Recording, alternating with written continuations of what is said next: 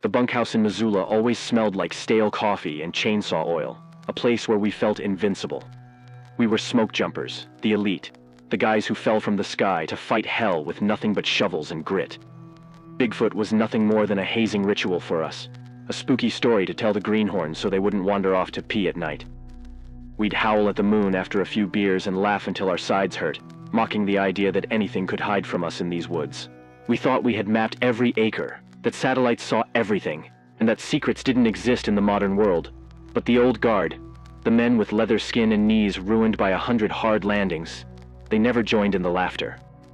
I remember asking quiet old Sarge why he always carried a heavy caliber sidearm on jumps, strictly against regulations. He just looked at me with those flat, gray eyes and said, "Fire isn't the only thing that eats you out there, kid." He told stories about the hairy man not as folklore, but as a navigational hazard, like a widowmaker tree or a box canyon.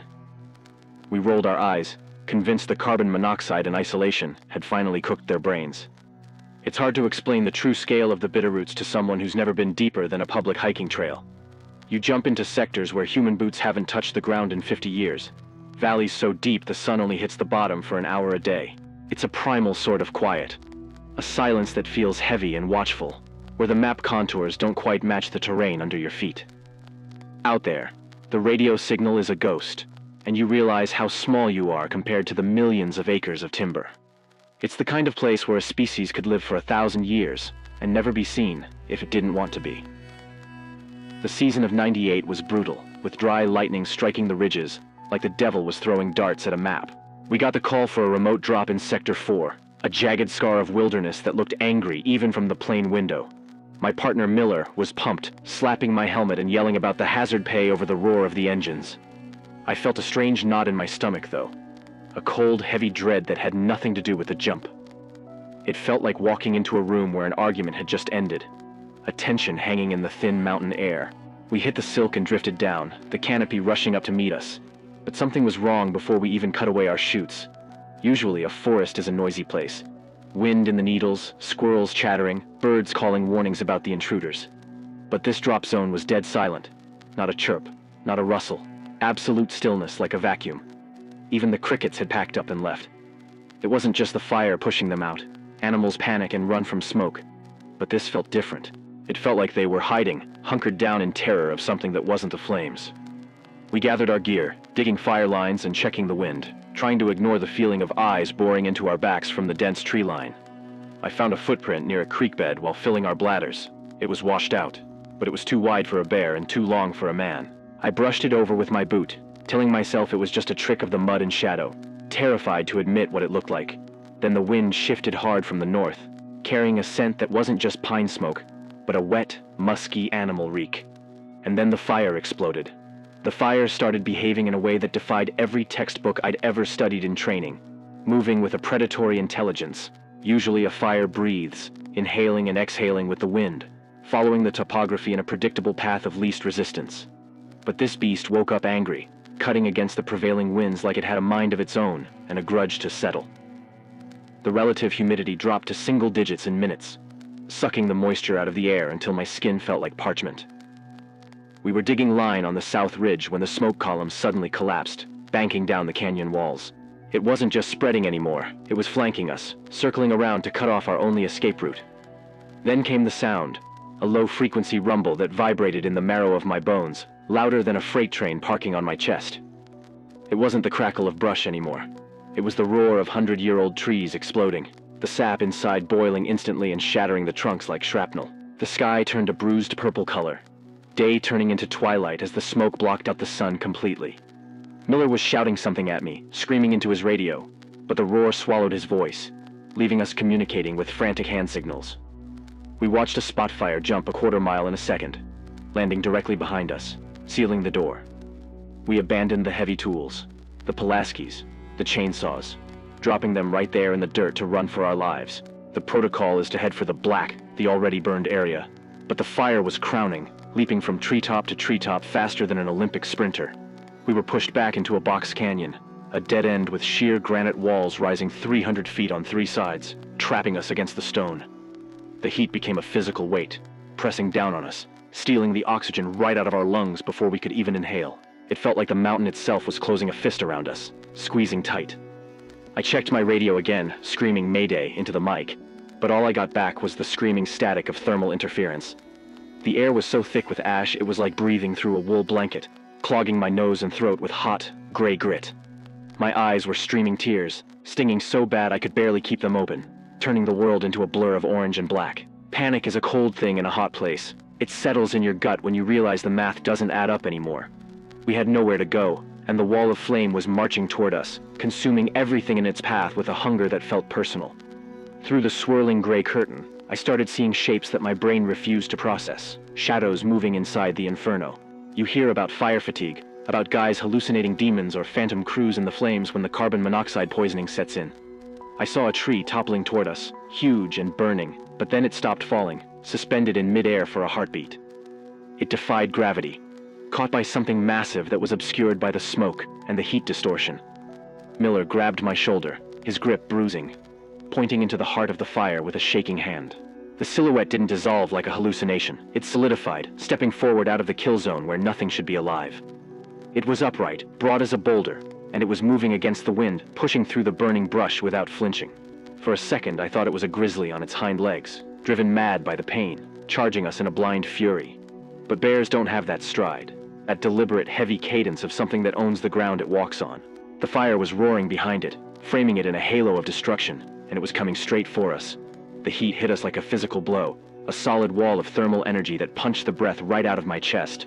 It wasn't just hot, it was an oven set to broil, instantly curling the hairs on my arms and blistering the skin on my neck. I fumbled for my fire shelter, that flimsy aluminum foil shake-and-bake bag that was supposed to save my life. My fingers were clumsy, sliding on the release tab, shaking so hard I could barely grip the plastic case. I knew, with the cold clarity of a dead man, that the foil wouldn't matter against temperatures this high. The air itself was burning, searing my throat with every shallow, panicked gasp I tried to take.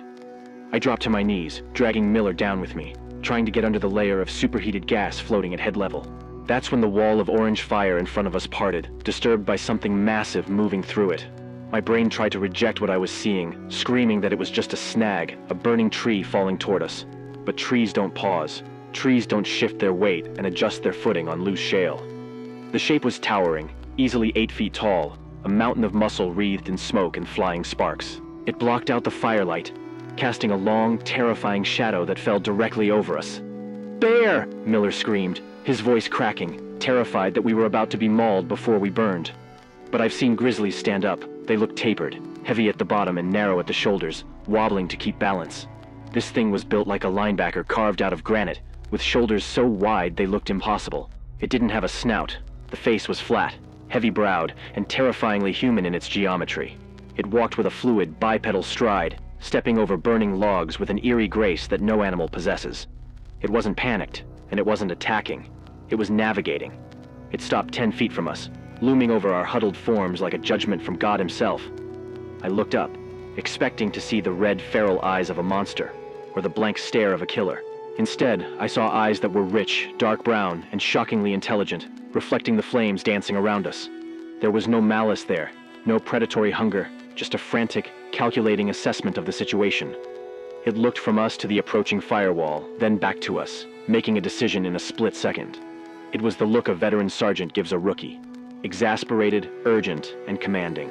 It closed the distance in one stride and reached out a hand that was covered in dark, singed hair, the palm leathery and black. I flinched, expecting a blow that would shatter my skull, but it grabbed the straps of my harness instead. The strength was absolute. It yanked me off the ground with one arm like I was a toddler, my feet dangling in the air. With its other hand, it grabbed Miller by the back of his fire shirt, lifting a 200-pound man effortlessly. The smell hit me then, an overpowering musk of wet dog, pine resin, and burning hair that made my eyes water. It didn't roar or growl. It just made a deep, grunting, huffing sound deep in its chest, like a heavy engine turning over. It turned, holding us tight against its sides like bags of groceries, and stepped right back toward the fire. I tried to scream, thinking it was throwing us into the flames, sacrificing us to the inferno. But it wasn't walking into the fire. It was threading a needle, finding a path I couldn't see. It moved with a purpose that silenced my panic, carrying us away from the trap we had walked into. We were no longer firefighters.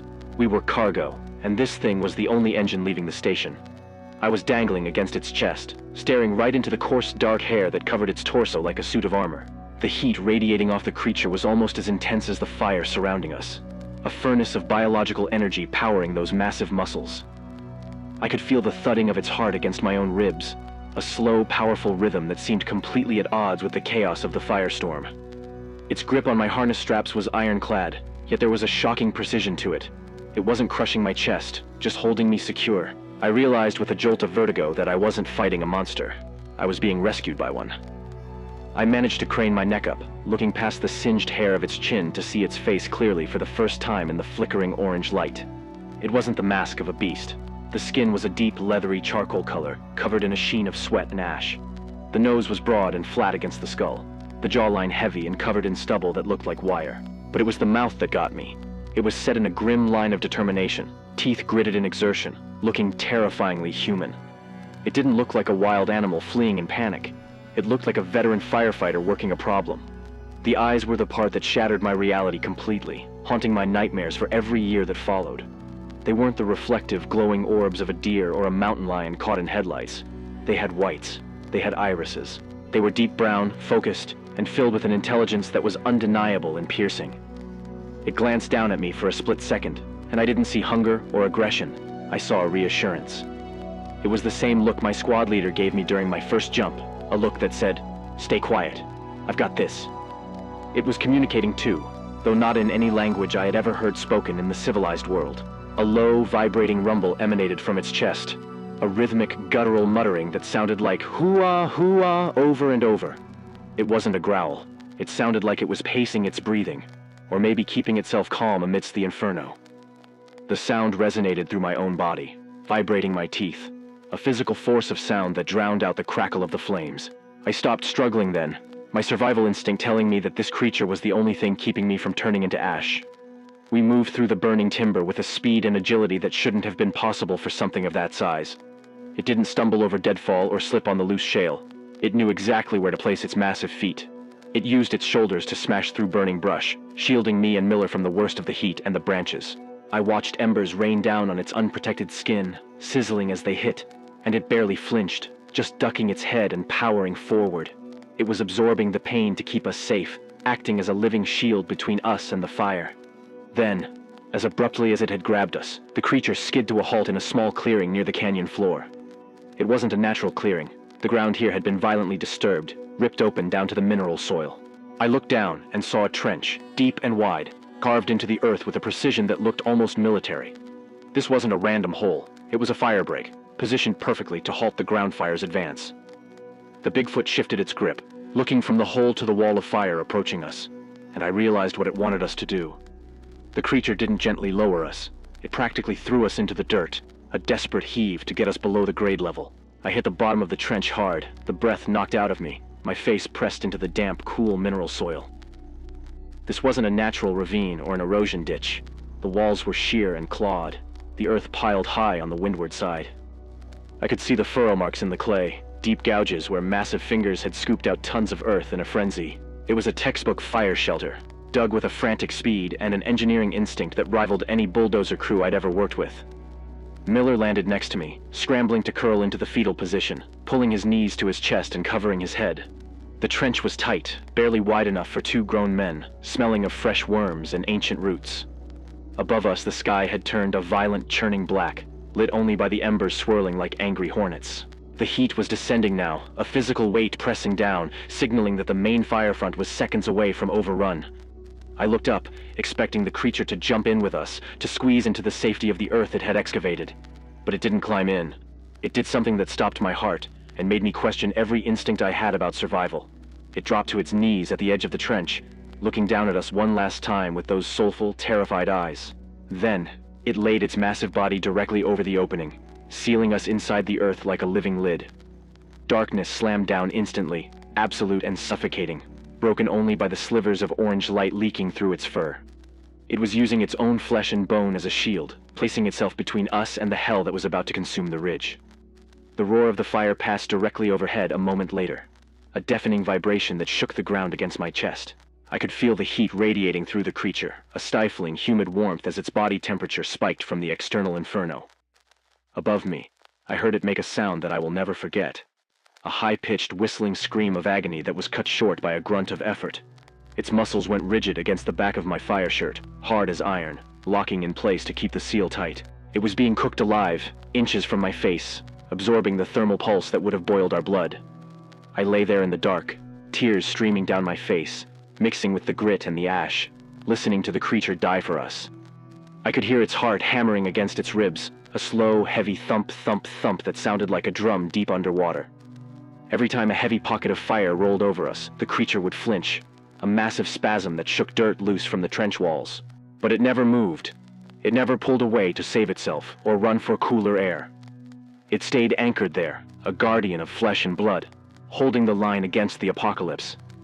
Hours passed, or maybe minutes. Time stops existing when you are buried alive under a burning giant.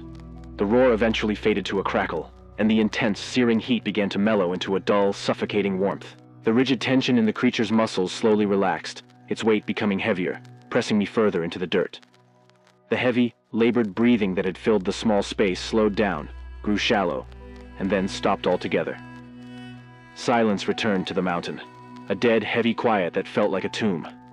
The silence that followed was heavier than the roar of the fire had been, a dead quiet broken only by the popping of cooling timber. I didn't want to move, didn't want to confirm what I already knew in my gut.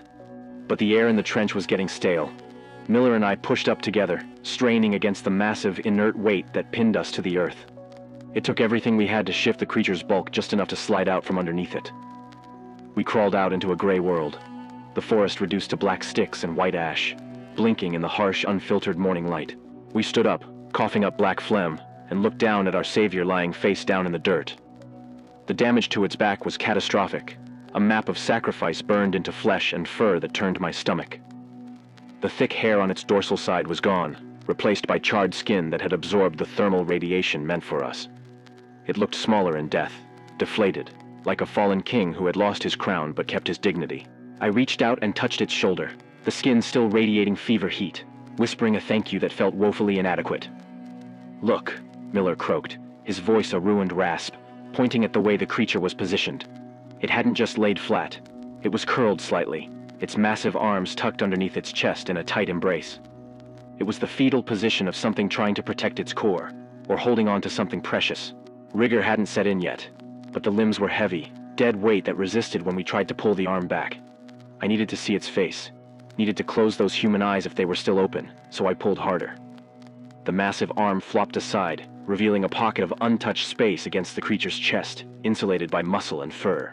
There, curled into a ball no bigger than a duffel bag, was a juvenile. It was covered in fine, lighter hair, shaking violently, but completely unharmed by the flames. It looked up at us, uncurling slowly, with eyes that were huge, liquid, and filled with a terror that broke my heart. It didn't look like a monster. It looked like a scared kid who just watched its parent die to keep the world at bay. The juvenile made a soft, mewling sound, reaching a small, dark hand out to touch the unmoving face of the adult. It didn't pay attention to us at first, lost in the confusion of why the strong heartbeat it had listened to all night had stopped. Miller fell to his knees, weeping openly, the adrenaline crash finally hitting him as the reality of the scene set in. The adult hadn't dug that trench for us. It dug it for the kid.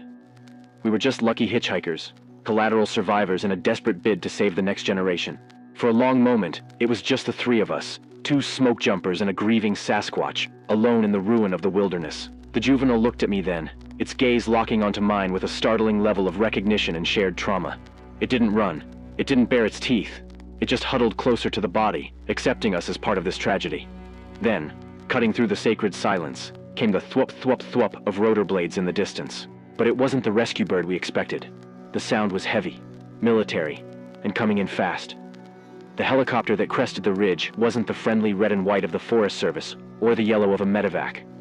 It was a matte black UH-60 Blackhawk, devoid of N numbers or agency markings, flying tactically low to the deck.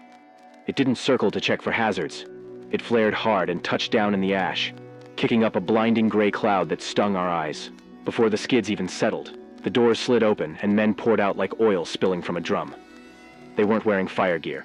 They were in full white Tyvek suits with rebreathers and carrying suppressed assault rifles. Miller waved his arms, thinking they were confused, screaming that we needed a medic for smoke inhalation and burns. The lead soldier didn't even slow down. He leveled his weapon at Miller's chest and shouted for us to get on the ground. "Face down! Hands behind your heads! Do it now!" he screamed, his voice distorted by a gas mask. I was thrown into the dirt, a boot pressing my face into the ash, my hands zip-tied before I could explain what we had found. They formed a perimeter, facing outward, treating the burn zone not like a rescue site, but like a biological containment zone. I twisted my head sideways, spitting out dirt, watching them swarm the bodies of the creatures with a sickening speed. They didn't show awe or fear. They moved with a practiced clinical efficiency that terrified me more than the guns. They rolled the massive, charred body of the adult into a heavy-duty silver containment bag, zipping it up over that heroic face without a second thought. It was just biomass to them, a specimen to be cataloged and disappeared into a vault somewhere in Maryland. They treated a savior like it was nothing more than toxic waste to be scrubbed from the map. The juvenile tried to run then, a clumsy, stumbling sprint toward the tree line, wailing a high-pitched cry for its parent. Two of the men tackled it, not with the gentleness of animal control, but with the violence of a tactical takedown. I heard the thud of a tranquilizer dart, a soft pfft, and the kid went limp in their arms, its eyes rolling back in its head. They shoved it into a reinforced metal crate, jamming the lock shut, ignoring the fact that it was just a scared child.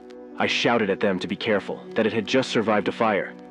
But the soldier above me kicked my ribs hard enough to steal my breath. A woman stepped out of the helicopter last, wearing a suit under a field jacket with a generic Department of Interior patch. She walked over to us, signaled for the soldiers to pull us up to our knees, and looked me dead in the eye. "You are suffering from severe hypoxia and carbon monoxide hallucinations," she recited, her voice flat and bored. "You saw a bear. It died in the fire. You were disoriented. Do you understand?" It wasn't a question. It was a script I was being forced to memorize at gunpoint, a reality they were imposing on us. She leaned in closer, smelling of expensive soap in a world of burnt wood and death. "If you talk about monsters, you lose your pension, your medical benefits, and you'll face federal charges for mishandling classified assets." She nodded to the helicopter where the silver bag and the crate were already loaded, the rotors spinning up for takeoff. "They don't exist," she said, turning her back on us. "And neither will your future if you breathe a word of this." We were shoved into the back of the bird, leaving the empty trench behind, the only evidence of the miracle erased forever. I retired 2 months after the jump, hanging up my chute and my Pulaski for good. I couldn't look at a stand of timber anymore without seeing that charred back and those wide, terrified eyes staring at me. The NDA they made me sign is still in a drawer somewhere, a piece of paper threatening prison if I ever spoke the truth. But I'm an old man now. The cancer is eating me faster than any federal prosecutor could, and I'm done being afraid. The pension they threaten to take doesn't mean much when you can't sleep at night, haunted by the sound of a hero dying in the dark to save your life. Miller wasn't as lucky as I was. The secret ate him alive from the inside out within 5 years. He drank himself into a grave, calling me at 3 in the morning, weeping that he could still hear the juvenile crying for its father. He died terrified, convinced that the men in the white suits were coming back to finish the job they started on the mountain. They didn't have to kill him. They just forced him to live a lie that broke his mind. I'm speaking for him now too, because he never got the chance to tell the world that he didn't die a coward, but was saved by a giant. It's funny how we use the word monster to describe anything we don't understand or can't control. We paint Bigfoot as a bloodthirsty beast, a nightmare that stalks the woods looking for campers to eat. But I saw the truth in the middle of hell on earth, and it wasn't a monster that pulled me out of the fire. A monster doesn't burn to death to save a stranger. A monster doesn't sacrifice itself to protect a child. That creature had more humanity in its little finger than the government agents who zipped it into a body bag like it was trash. I watch the news now, seeing the megafires burning hotter and faster every year, consuming millions of acres across the West. I look at the maps, searching for those anomalies, those impossible fire breaks that save a town without any logical explanation.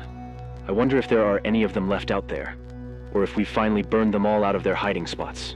I wonder if that juvenile survived the labs at Fort Detrick, or if it died alone in a cage, wondering why the people it saved turned on it. The guilt of that question is heavier than any pack I ever carried. The woods aren't empty, and they aren't just filled with mindless animals running on instinct. There are people in the trees, ancient people who know the land better than we ever will. They are the guardians of the forest, the ones who know how to survive the end of the world, and we are hunting them to extinction. I need you to understand that when you walk into the deep wilderness, you aren't alone. You are walking through their living room, and sometimes, if you are lucky, they might just decide you are worth saving. I'm releasing this story now because the world deserves to know that Bigfoot isn't a myth or a joke. He was a firefighter, a father, and a savior who gave everything he had for two men who didn't belong there. If the government wants to come for me now, let them come. I've made my peace with God. But I won't let that creature be forgotten, buried in a classified file while the world burns. He was the best of us, and I hope, wherever he is, the air is cool and the forest is green.